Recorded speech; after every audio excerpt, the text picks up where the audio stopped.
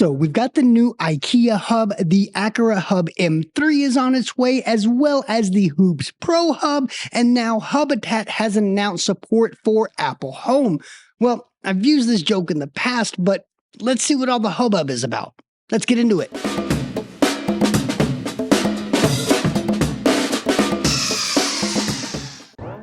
Greetings, Internet. My name is Dustin, and this is the My HomeKit Home Podcast, and here we look at the smart home with an Apple HomeKit and accessibility focus. Other than the deluge of Matter announcements, it seems that a fairly odd trend that we're seeing in the HomeKit world as of late is these all-in-one hubs. And I'm not talking about Apple Home hubs, but rather these hubs that allow you to connect different protocols like Zigbee or Thread to your Apple Home. So in today's episode, I thought we'd talk about a couple of these as well as a few new products from Aqara, and then we'll talk about the difference between shortcuts as opposed to full HomeKit support.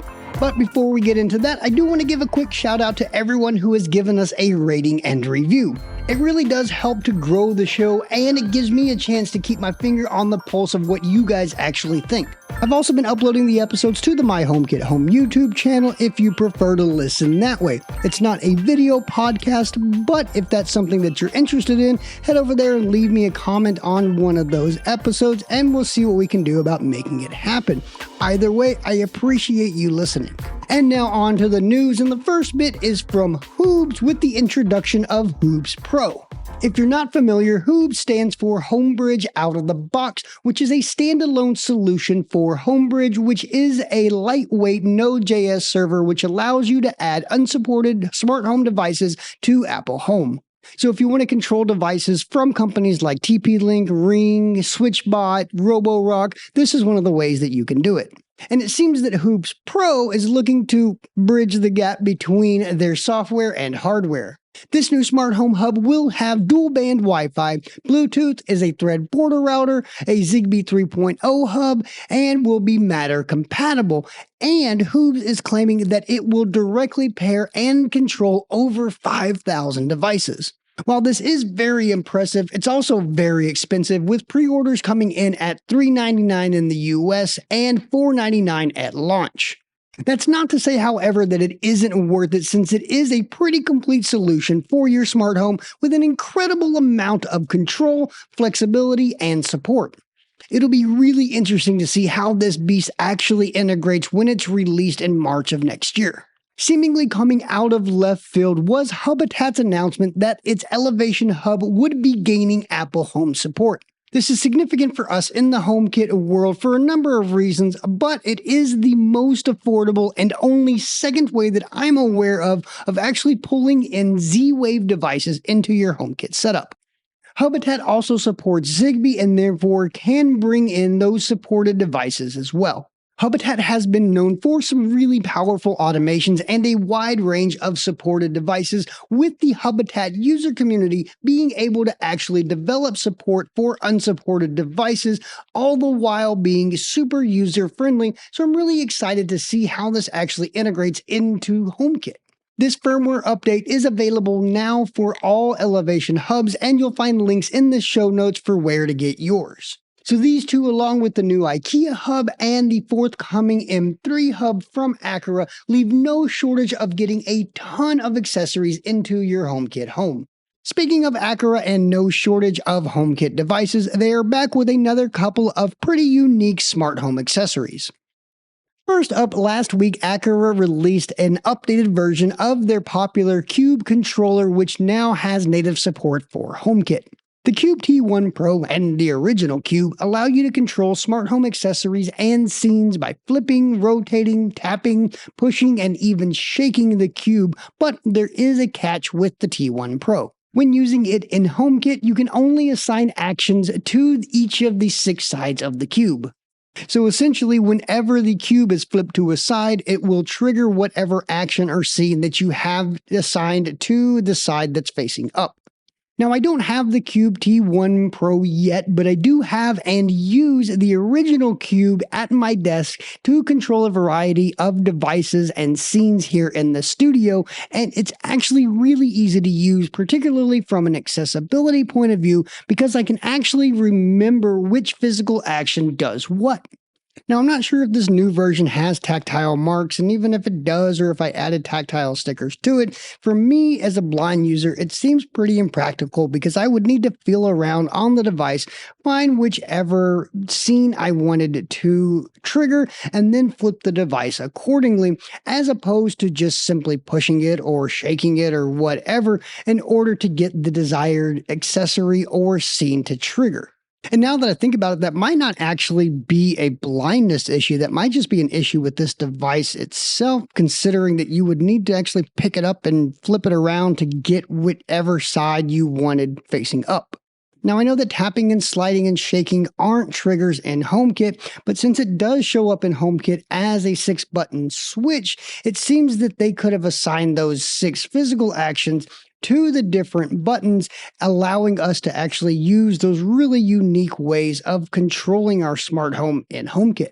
In any event, it is a pretty slick way of controlling your smart home, but I suppose it isn't for everybody. Now, a couple of weeks back, Aqara released another product, the Pet Feeder C1, which is exactly that. It's a connected automatic food dispenser for your furry friend. The Pet Feeder C1 connects over Zigbee and therefore requires one of their Zigbee 3.0 hubs, and it allows you to set up automated feeding schedules, remotely dispense food, and even set up cool automations like setting one of your Aqara indoor cameras to record at feeding time so you can make sure that your beloved pet is eating well. I would totally be into this for my dog Bruno, but I am slightly concerned that he would just destroy it. But if your pet isn't a complete maniac, it might actually alleviate yet another chore. While the Pet Feeder C1 doesn't connect directly to HomeKit since there isn't a product category for pet feeders yet, it does have support for shortcuts, which allows you to control it using Siri or to add it to HomeKit scenes and automations. And that seems as good a segue as any to talk about shortcuts, or as they're also known, Siri shortcuts. But first, let's briefly talk about somewhere you don't want to take a shortcut, and that's your online privacy. One of the reasons that a lot of us choose HomeKit is its stance on privacy and end-to-end encryption, but that doesn't have to stop at your smart home. ExpressVPN protects your connection with 256-bit AES, DNS/IPv6 leak protection, kill switch, and split tunneling. Now, I'll be real and tell you that I'm not even sure that that's English, but what I can tell you is that ExpressVPN has a no-log policy and allows you to anonymously connect to servers in over 90 countries from just about any device, including just about any Apple device. That's why I've been using ExpressVPN for over 2 years now.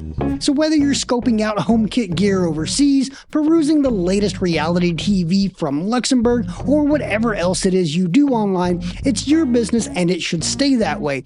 And as a My HomeKit Home podcast listener, you can get 3 months free with a 1-year subscription. Just go to expressvpn.com/myhomekithome to sign up.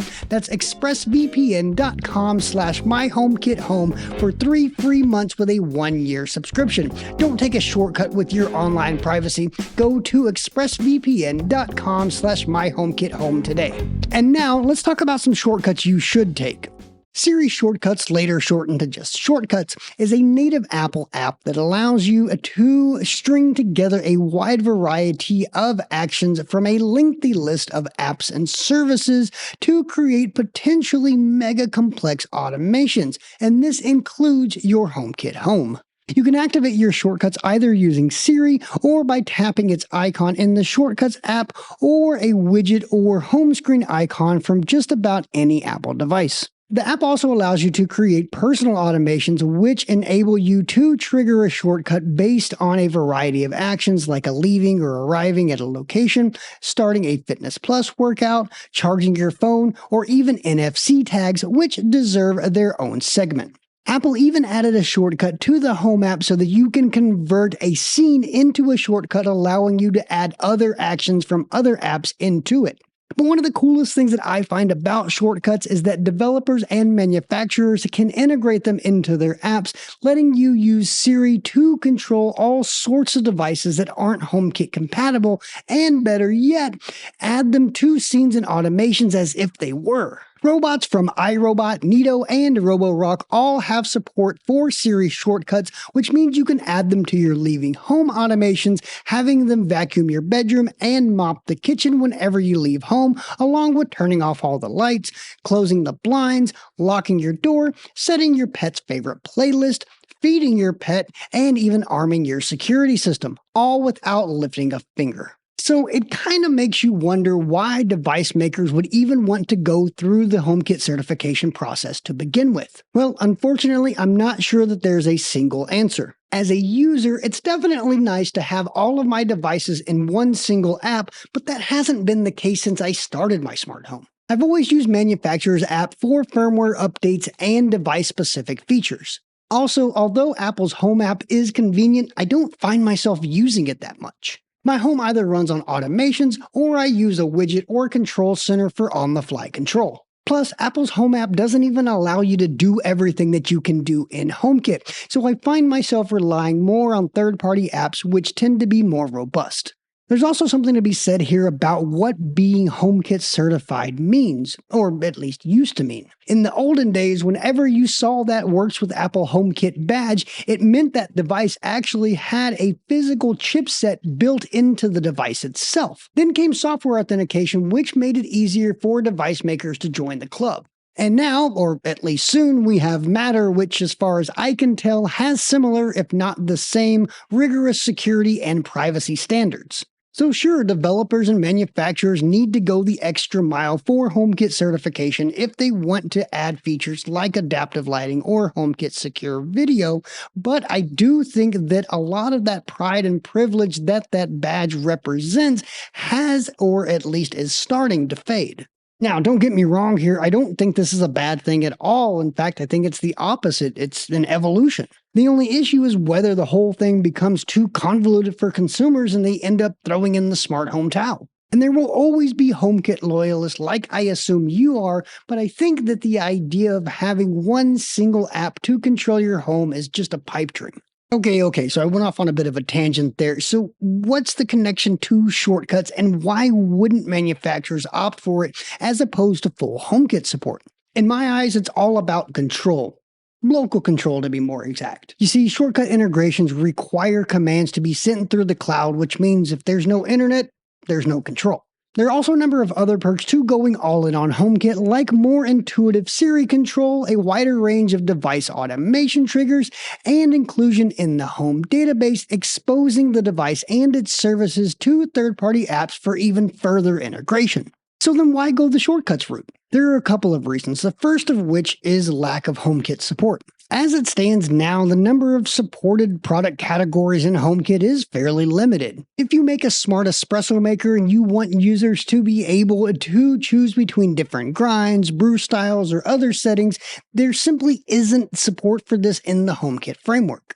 If you produce a robot mop and you want users to be able to clean a specific zone or room of a house, that poor robot just wouldn't know where to go since HomeKit doesn't have a map of your house. Sure, it has the names of rooms, but it has no way of knowing the relationship between those rooms on a physical plane. So these are two examples of how shortcuts can really amplify your smart home experience in the Apple ecosystem. They pick up the slack in HomeKit and allow for more precise control based on a specific accessory.